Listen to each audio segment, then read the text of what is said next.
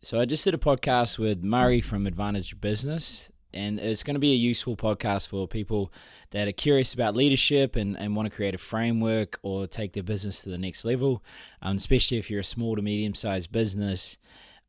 You find yourself in a challenging position as you transition from being a technician to removing yourself and supporting the business grow, as opposed to being the person that makes the business grow. So, if that's interesting to you and you get value out of it, by all means listen on. And if you want a free book on how to achieve financial freedom in New Zealand, there's a link in the description. And without further ado, let's kick into it. Before I start any podcast, I think it's always useful to set the scene, shall we say. So sort of a little bit about your business and what you do within it and how that works and that sort of thing. Should we just cover off the whole mask thing? Well, we can start with the mask. That's a good point there. Yeah. Well, look, my wife had pneumonia 20 years ago, and with opening up our borders and all the rest of it, I'm just being a bit careful. I managed to bring COVID home to the family, which made me tremendously popular. So I'm just being a little bit careful. I actually hate masks. Yeah. But there you go, a bit of risk management. Yeah. Oh, I think it makes for entertaining content too. Especially like when we do the little clips out of context. Yeah, that's right. So aside from the mask, we've got that out of the way. Sure. What do you do and what does the business do? And Sure. So I'm a director and shareholder in Advantage Business. And Advantage Business has been around since 1998, which make it 24 years. And we are passionate about what we call SME businesses and business owners, small to medium enterprise, and some of them aren't that small. The work that I do with businesses tends to be from about $1 million revenue through 70 million. That's per annum revenue across a whole range of industries, and so the business advisory profession, because it is a profession.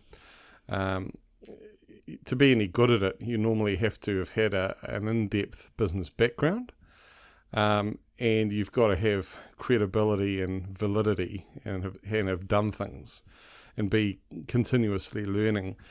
So just to put that into context, New Zealand's economy is about 400 billion, which sounds a lot, and it is for New Zealand. It's not that much globally, but it matters, 5 million people. And SME businesses are about 69 billion out of 400. So SME businesses matter, and they employ a lot of people. But unlike the corporate world, they tend to be a little bit short of time, sometimes resource, certainly over the last couple of years, some talent, sometimes cash flow or working capital. So SME business owners and the ones I work with, they're always absolutely brilliant at certain things. Sometimes 2 or 3 things. So why would they need a business advisor? Well, there's a range of reasons. First of all, they need to be open to that. Being a business owner in New Zealand is really quite lonely and relatively difficult.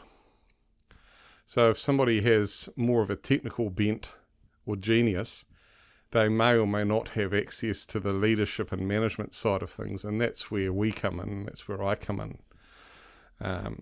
And I guess in terms of my own validity, I was 27 years in corporate, both here and offshore, in a range of financial and commercial areas, but also general management and CEO areas. 17 years ago after that, I decided to commit to helping SME businesses, which is what I've done ever since, and it's what I do, and I'm passionate about it. So I help the 69 billion do things they need to do. SME business owners deserve, in my opinion, a lot better rap than they get, because not only is it difficult to be a good one, but if they're successful in New Zealand, not that many of the owners actually court much public opinion, but in fact they're looking after, you imagine the number of families that are dependent upon the success of a business in the SME space. It's tens and tens of thousands of people. So it matters. And what I saw in my time in corporate, not to run corporate down, but corporate's got plenty of cash and plenty of access to many resources, but tends to manipulate some of that at times and not necessarily be honest all the time for a range of reasons. Whereas in the SME world, honesty is a given, and the way that an SME business comes across in the market has to be very, very clear. But a lot of those SME businesses are short of certain resource, sometimes including certain areas of access to the market. And it could be funding, it could be leadership, it could be a range of areas. So I don't know everything. I've been around in business now for quite a while, over 40 years. I know quite a bit, but I've got a network to help. And that's the way we roll, that's the way we operate. And it's rather cool because we get to help these SME businesses, and that's basically what we do. Yeah, I love I'm more of the psychology bent, where I like unpacking and understanding what led to people's, career and purpose. So I'm wondering if, you're playing around with your toys and you're like 5 years old and you're suddenly like, you know what, I'm going to manage businesses. Like what was your childhood like, or what was your high school like, or? Oh yeah, okay.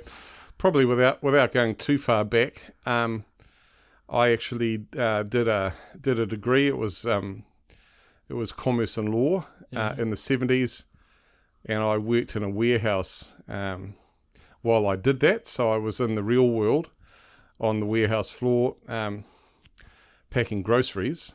I've done that. Yeah. While I got my training at university, so I guess I was there part time to some extent, although it was pretty full on, and hit the marketplace late 70s. With a degree and no knowledge. So it was all about acquiring knowledge from there. I actually managed to get my first mentor 10 years after that. It took me 10 years to find the right person. But effectively, I've always been quite driven. It's probably something in my genes. It goes back to a couple of areas of my family where business has always been a practical fascination for me. And so one thing led to another, really. And if you're in corporate, particularly and you're young, you tend to earn opportunities. You don't get anything; you earn opportunities. And if you've got the right attitude and you're prepared to really go the extra mile, you'll tend to get somewhere. Yeah, I'll go mad. The only corporate I ever dealt with was McDonald's, and I tried to change the system, so I just had a trial for a day, and then they gave me free food and let me go.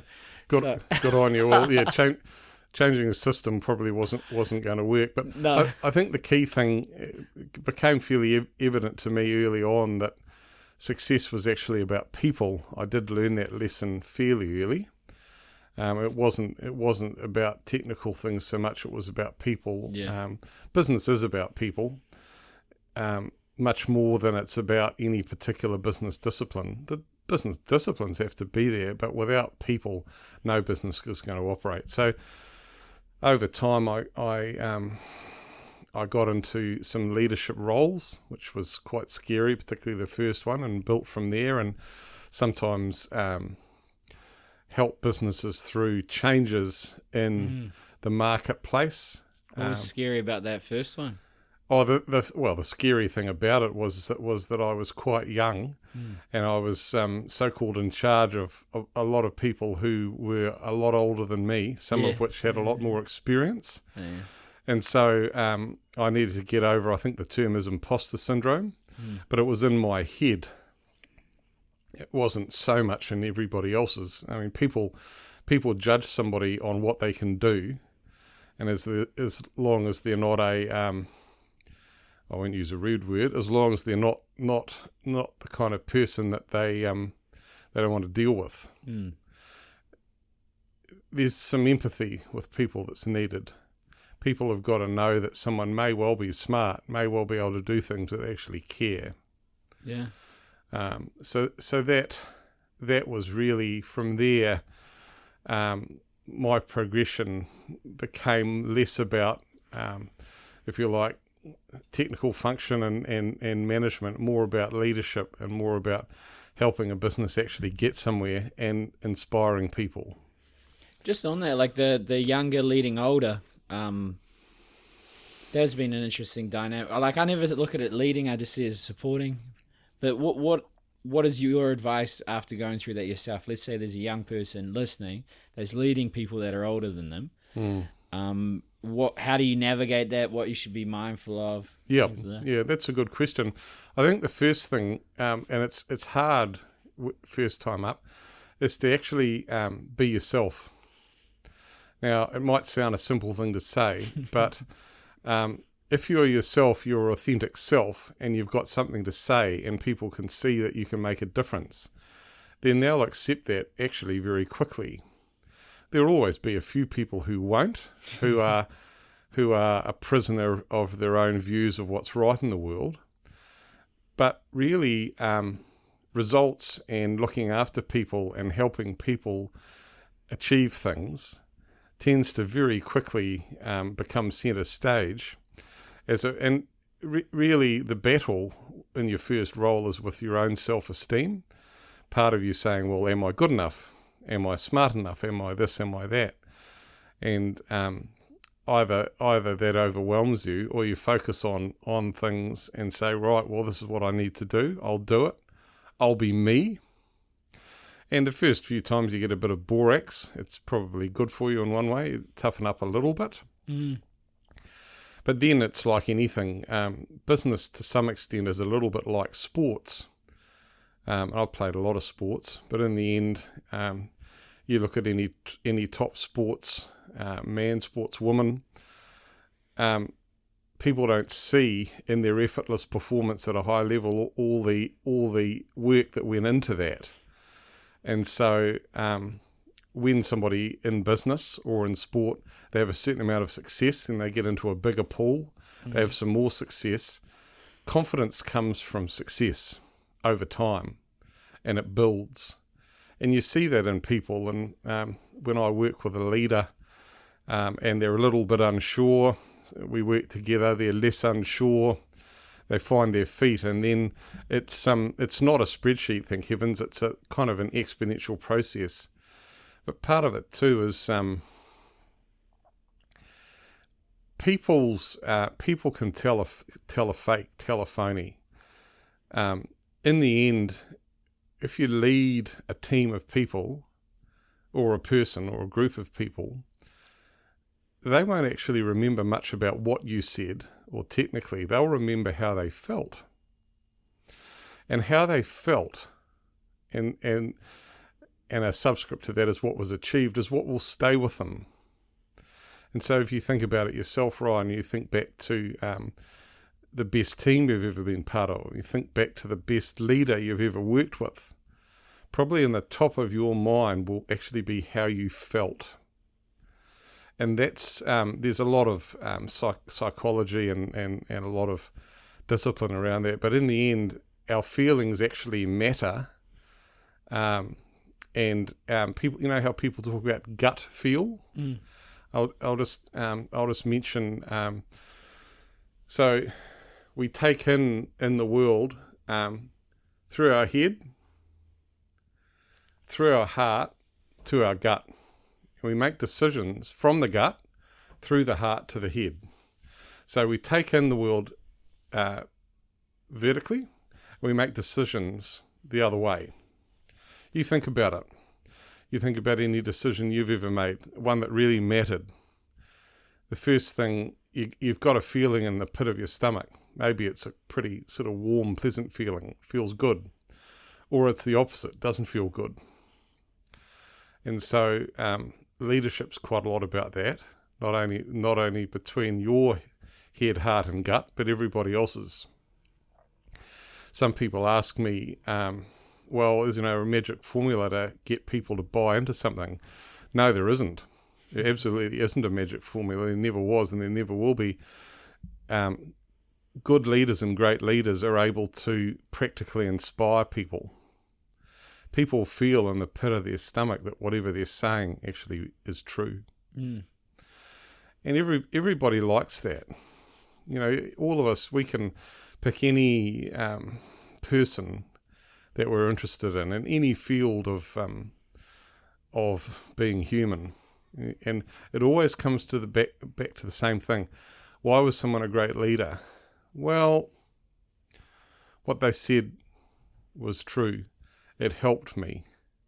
It did things. And ultimately, that's what almost anybody wants to achieve in life. Anyone who's in leadership roles, they don't want to sit around and have the next cup of coffee. That's nice. They're there for a reason. Yeah, I think I think there's a lot of leaders that come in with good intent but go about it the wrong way. So, for example, like the motivational component, I mean, I think that starts from hiring, where you're hiring people based on their vision and their values. And you've got a vision, and you're not telling them to like your vision. Your vision actually accommodates theirs. So then they're motivated by themselves instead of by you. What would you say to a business owner that says, "Oh, my staff aren't motivated as me, and they're lazy," or whatever? Or how would you encourage them either to reframe it, to view it in a better way, or to actually motivate staff? Well, I think the reality there in a situation like that, as you said, it comes back to the recruitment decision. Actually, what were people recruited on the basis of attitude? Were they recruited on the basis of personality and fit as well as technical skills, or were they recruited on the basis of this is the person I can get? But the next thing, it's like anything. You don't put a nice shrub or whatever in a garden. Humans aren't shrubs, but if you've got somebody in a business or a group of people in a business, they need nurturing. In one way, they need the leader to get out of the way and let them get on with it, but they need support. But it's support in a way each person wants. So when I hear, my people are this, people are that, and usually something's broken. It could be as simple as people who've been either recruited or placed in the wrong roles. It could be the way that they're managed and led. It could be the style of the leader. Or there could have just been some plain bad hires where some people came into the business and didn't want to be there. Now, our role in that area is to help the owner identify what the real issues are, and then look to plan to do something about it and execute on that. Do something. So it's quite cool. Here we are in 2022, and I like to call myself attitudinally 36. I'm obviously not chronologically 36, but I think the key thing there, there's a range of tools, but there's some really fantastic tools which can be used around people. And I'll mention one. We use a thing called Reach Ecosystem. I don't know. And that's what that enables to do without going into any detail. It's obviously software, but it's quite visual, and it enables a person to actually take control of where they're at and start to understand how they can improve, and they can actually see their improvement over time. Now that kind of software really only has existed in the last maybe 10 years, probably more like 5 to 10 years. But it's really neat because it's one of the IT side of things that have gone well. One thing that really used to annoy me is if you had, say, a business, particularly in corporate, and there might be, say, 1,000 people, so 10% of that's 100, but let's say the top 20 people in that 1,000 got all the resources of training and development, etc. The next maybe 80 got about 10% of that, and everybody else didn't get any. And so something like Reach enables it because it's quite cost effective and quite scalable. Every person in a business, and the businesses I work with tend to be somewhere from probably 20 people through to maybe a couple of hundred. sometimes a bit more. So something like that tool can reach every person, and it comes back to what I talked about before: their head, their heart, and their gut. In their gut, they know they've got some issues. They know they want to improve. They're not sure how. And even when they grasp the how, that's called training. Any trainer will tell you that within a couple of weeks, 90% of whatever was trained has been forgotten. You've got to live it. Yeah. So this tool enables people to start actually doing something about it. If they're motivated, it doesn't take a lot of effort, and the results are amazing. Particularly if you had, say, a group of 10 people all doing this, or more. Yeah. It really does make a difference, and you can see it. It's almost like lighting a positive wildfire. If such a thing. I mean, just the analogy is if somebody starts a fire in the middle of a bone dry forest, it's going to go. So this is a good fire. It's not a fire. This is starting something, and people talk. Gee, have a look at this. This is really neat. People like that. I mean, people are primarily sociable. It's interesting. I haven't heard of Reach, but I think there's an important component where, like, whether it's, this is a bit comparing it to, but whether it's love language, whether it's a framework of communication, whether it's a personality test to categorize people so you know how to deal with them a little better, I think there's a lot of people that might not feel comfortable in the EQ or the people component that would gravitate towards a systemized way to communicate. That's exactly right. So look, we'll get off Reach in a minute, but the reality is that it starts with an assessment, but many tools finish with that. That's just the start with this, because it's a process of some self-discovery, and it's quite safe. It doesn't have to be shared with anyone else until the person's ready. But there's a whole framework which I won't go into now. But it's a simple, elegant, powerful framework, and to help people realize their own potential. So just on that, like whether it's Reach or something else, like the leader that's transitioning from being that technician to be more of the people-orientated approach, I think part of being a good owner is recognizing that you're not the right person for the job sometimes. But how does someone transition from that traditional technician to more of the let's grow and not be so dependent on me? With some good stats. Yeah. Well, you've put your finger on one of the major issues in business in New Zealand and offshore and in SME. And so it's actually, this comes back to nature and nurture, the good old argument. If you've got someone who's technically excellent or superb, for them to move into leadership, first of all, they've got to want to do that. That's very important. In fact, it's actually critical. Yeah. But secondly, outside of their technical expertise, or part of them as a person, they've got to some extent, I'd say like people, it sounds a bit trite, but they've got to have a certain level of people skills. And what does that mean? Well, it depends. I'll just cover off the extrovert-introvert thing. In my opinion, Western civilization is built on a faulty premise that 80% of people are extroverts. The reality is that the mix of extrovert-introvert is about 59-41. It might as well be 50-50. So you think about it, if it's been set up as if 80% are extroverts, the system says, well, 30% of people have got a problem because they're introverts, not extroverts. Now, there's nothing broadcasting that. It's far more subtle than that. But in people's minds and hearts and gut, they think, well, I'm expected to do all these things. I don't want to. I don't want to make a big noise. I don't want to go rah-rah. I prefer my own company at times over others. I don't need to do all that. Does that mean there's something wrong with me? This is what goes on in the heads of people. And quite a number of technically competent people, not all, but quite a number are introverts. So I'm very fortunate to work with, I have and I do, and I will work with some really talented leaders. Some of those leaders are out and out extroverts. Some of them are the exact opposite. They're introverts and quite introverted.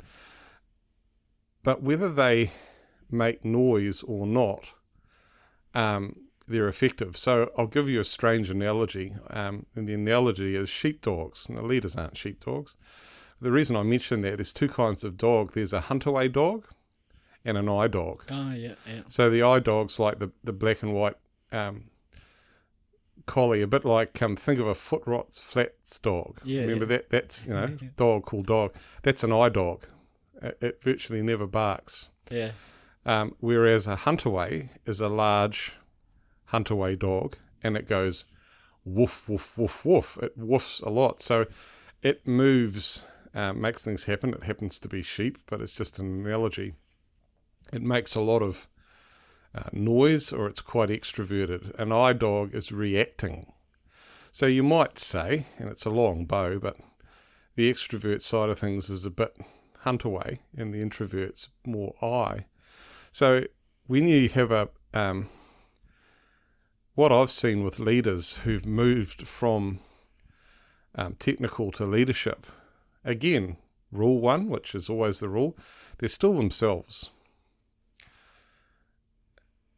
What happens, and maybe they've always done this, and maybe they've thought about it and got some training, they can influence people, either in a very extroverted way or introverted. And people, first of all, know that A, they're competent, B, they care, C, they're honest and they've got integrity, and whatever they ask anyone to do, they could do themselves.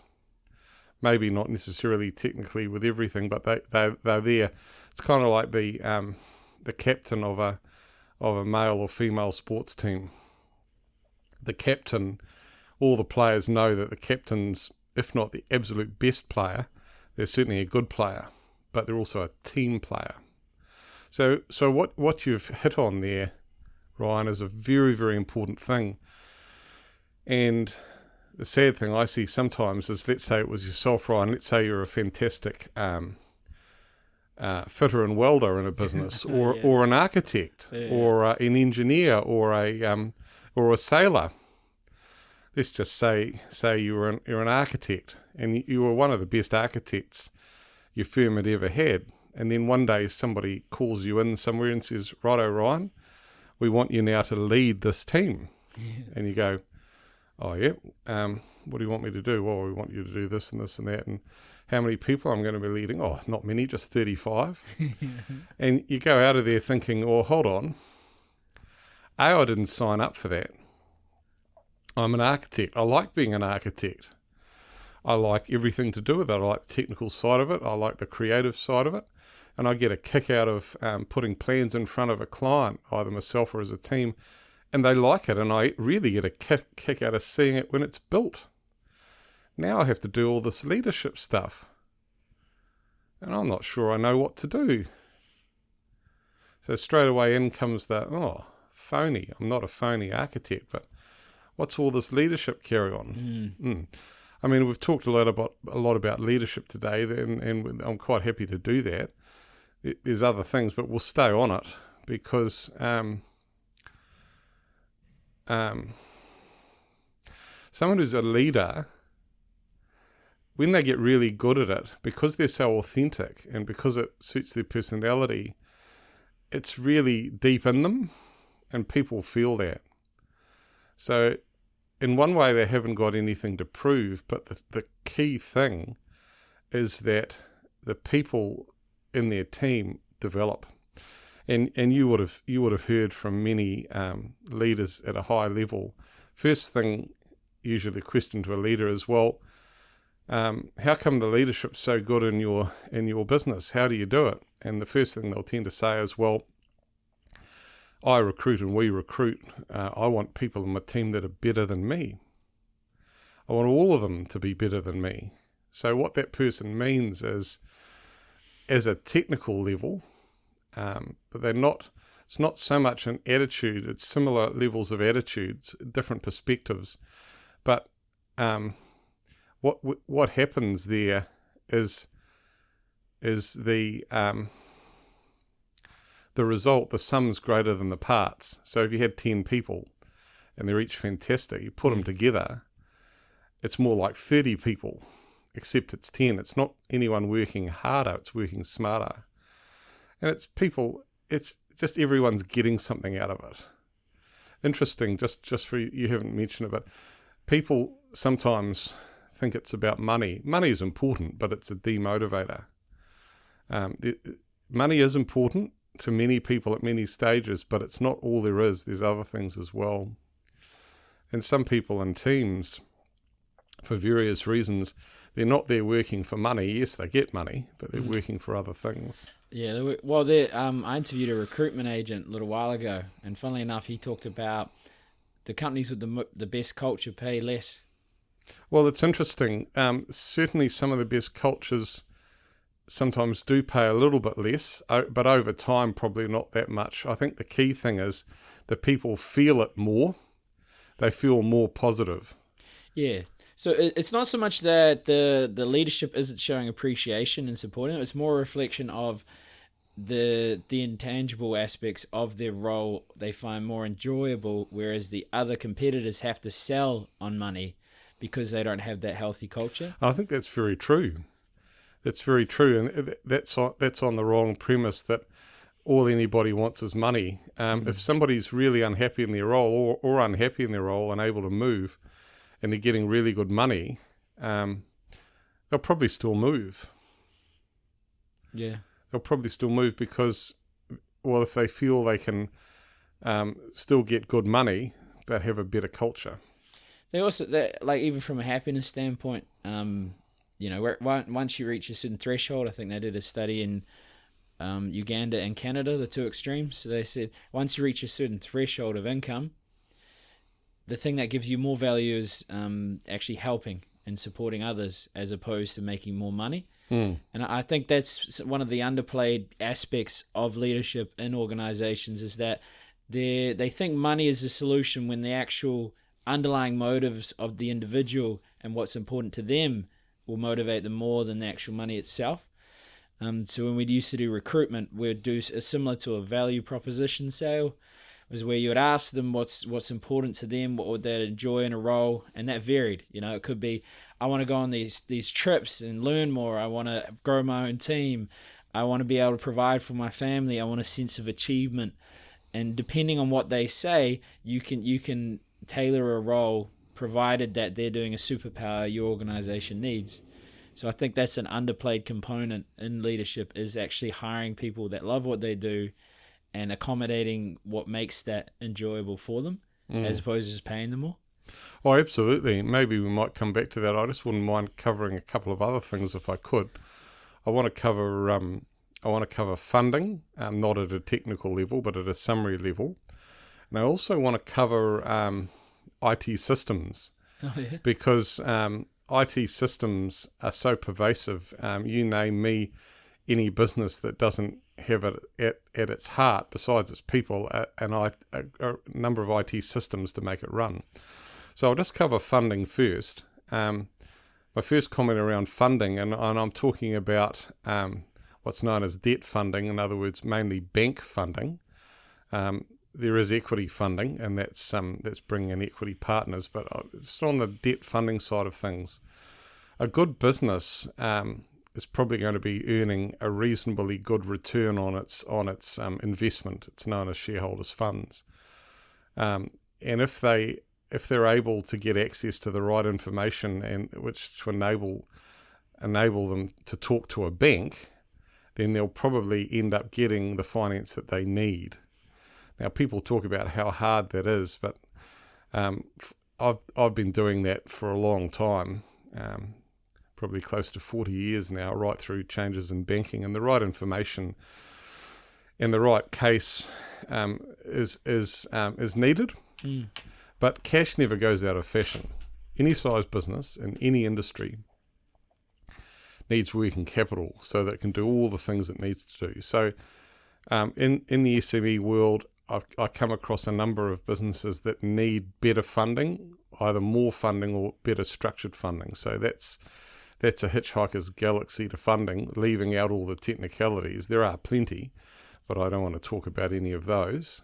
The other side of things is IT systems. I've actually I do quite a lot of system work with clients. So I'll give you an example. A client of mine that I help in a range of spaces. They're quite large. They're about 50 people. They're not small, and they've got plans over the next 7 years to grow a lot more. And they've identified that they need some better systems. So I've had system experience from the point of view of a user. At one stage, I actually worked for a major system vendor, the people that sell in and scope the systems. And at times with my leadership roles, I've been the person with their privates on the line being accountable for the successful implementation of a system.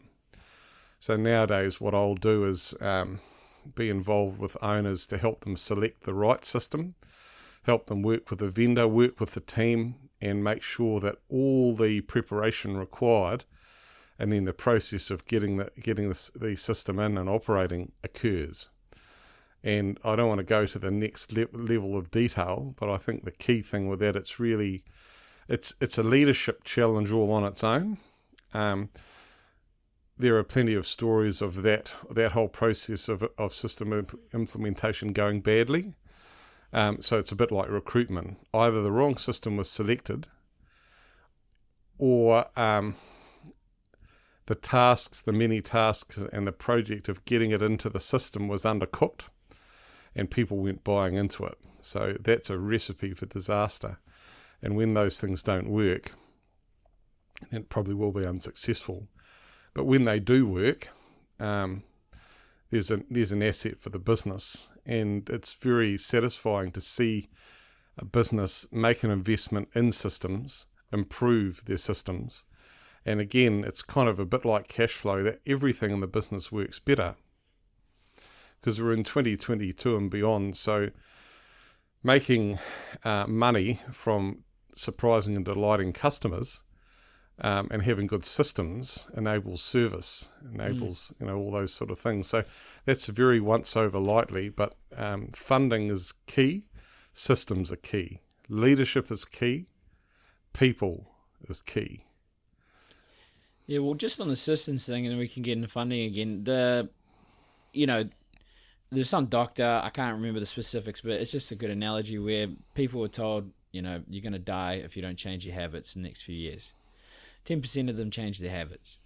I think that's an important consideration when you're bringing in a new system and you're bringing in change and navigating that, because humans resist it. Yep. Especially if it's a drastic change, the rate of resistance is usually proportionate to that change. So that's right. How do you navigate that as a leader in an organization where you get adoption, shall we say, with a new system? Yeah, that's fantastic, Ryan. The first thing, let's just validate, humans don't like change. Yeah. You don't like change, I don't like change. Yeah. Anyone that says they actually like change is probably lying or... cooked. Yeah, maybe both. So I think the first thing is there actually a need for this new system? What are the benefits of it? And that's got to be put up first of all. There's a process of people buying into it. So first of all, to buy into it, they've actually got to appreciate the need, appreciate the objective. They've got to understand what's in it for them in terms of their roles, but they've also they don't want to be mucked around. They need to understand what the training is, how long that's going to take, and most importantly, how they're going to complete their role that they might already be busy or very busy in, and somehow find the time to be trained. In other words, will the leadership of the business give them enough of a chance to acquire those skills? And there's a technical term on that, but basically what it means is it's around, the term is business system integration, which sounds a bit cold. But the reality is, if you look at it for each person to go, well, hold on, what's in it for the business? What's in it for me? How can I still continue to do a good job? And how much additional work am I going to have to do to get to this benefit situation? And do I want to do that or not? And every person who gets impacted by the new system, which often is right across the company, if they don't feel that it's worth it, they're going to resist.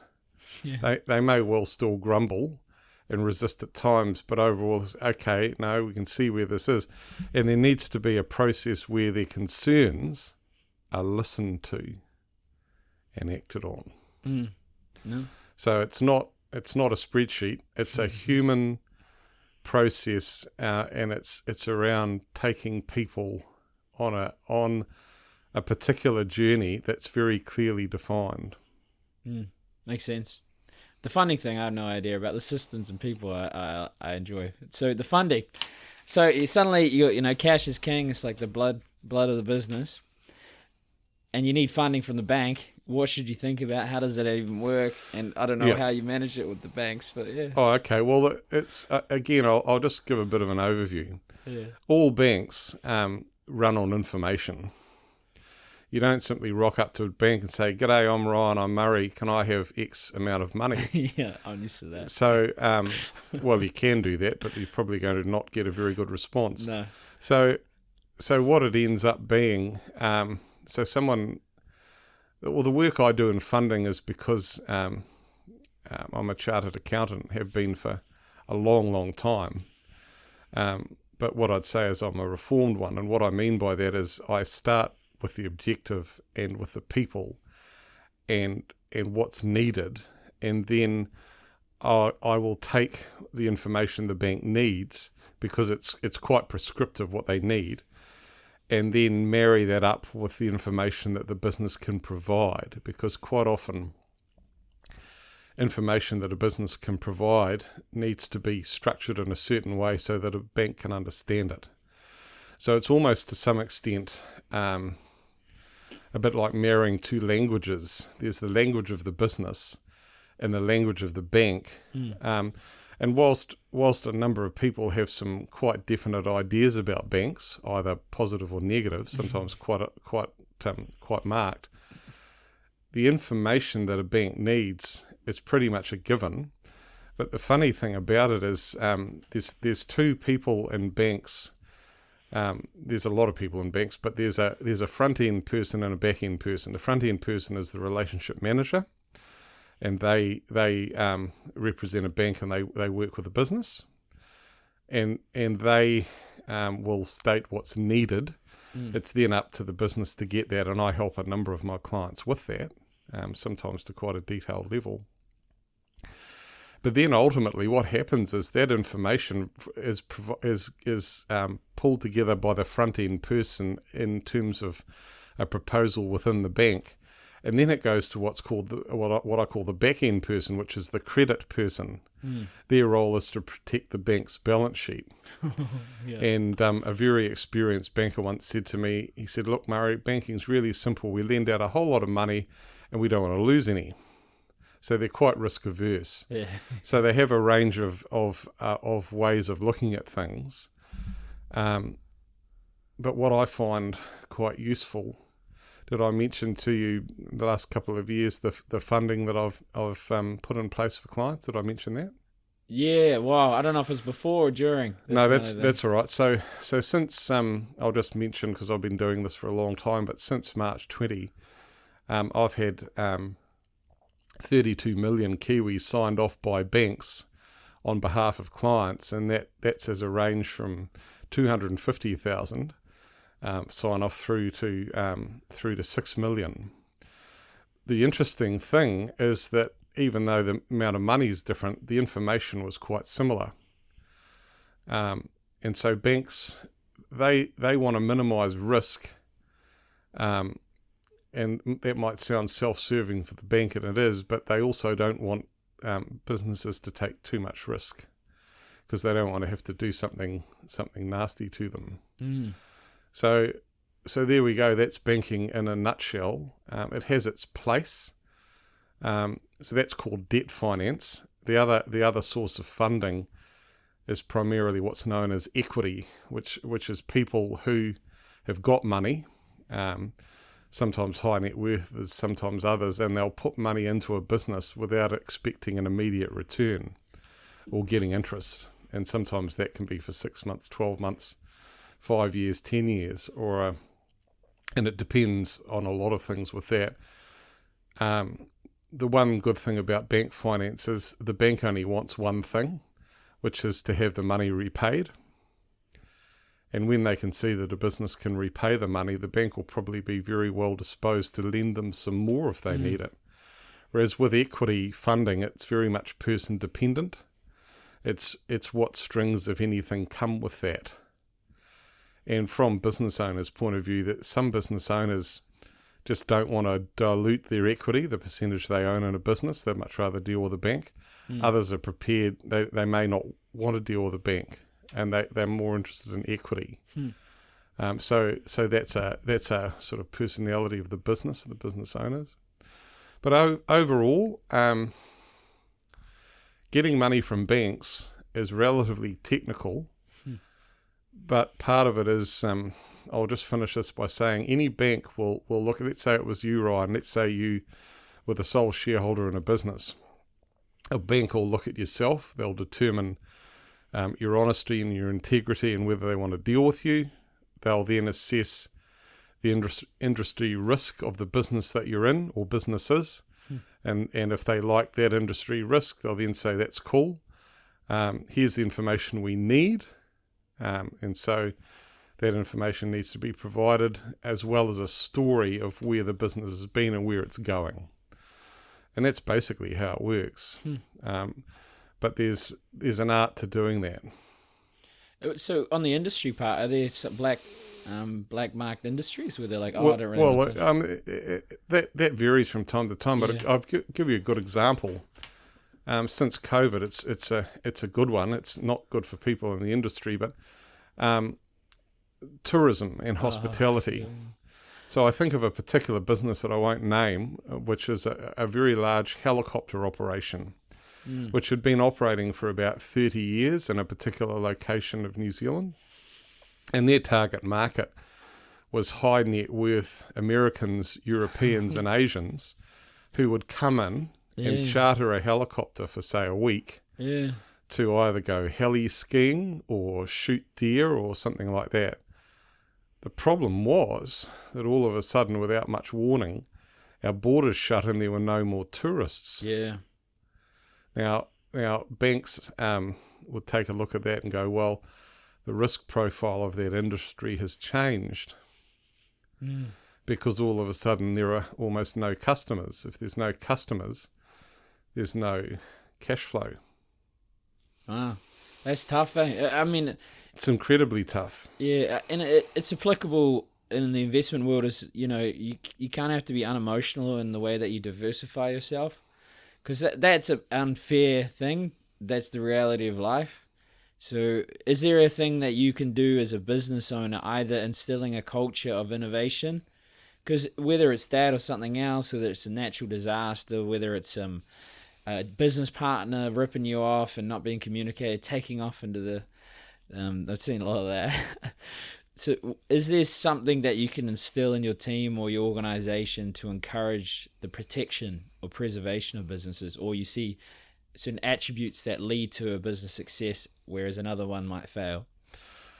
Well, I talked a moment or two ago around effectively a tourism operator. Yeah. The same things applied over the COVID period for hospitality, because people not being around or not being around as much. And funnily enough, Air New Zealand is another example. And in terms of most businesses are in a particular industry, some more than one industry, but they're in the industry because they know it. And so I'll just give you a couple of examples of positive examples where, and as we speak at the moment, that's the case. So one of my clients is in infrastructure in New Zealand, in a particular area of infrastructure. And New Zealand's spend on infrastructure has lagged a long way behind what's needed for actually decades. So if a business is within infrastructure, it could be engineering, it could be electricity, it could be a range of spaces. Then if they're good at what they do, the infrastructure spend is going to have to be there one way or another, whether it's at government level, at local government level, or private company level, or individual level. And so so banks look at, for example, and banks aren't the be all and end all, it's just an example in terms of risks. Each industry over time has its ebbs and flows, but infrastructure in New Zealand has probably got legs for at least the next 20, if not 30 years. Take another example, the agrarian sector, agricultural, there's various areas there. Dairy, for example, has its ups and downs, but it's a large global business for New Zealand. You've got such people as kiwi fruit growers and all manner of farming. And so when it comes to innovation, a business owner,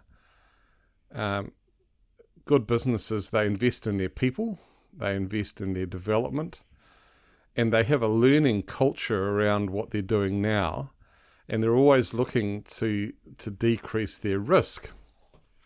So I'll give you an example. One of my clients happens to be in the infrastructure area, and I've helped them pull together a joint venture between themselves and another business, and they've known the other business for a long, long time, but this joint venture is half owned by my client and half owned by the other business. But its purpose there is to develop part of the market that neither business had developed. Oh, yeah. So there is a term win-win.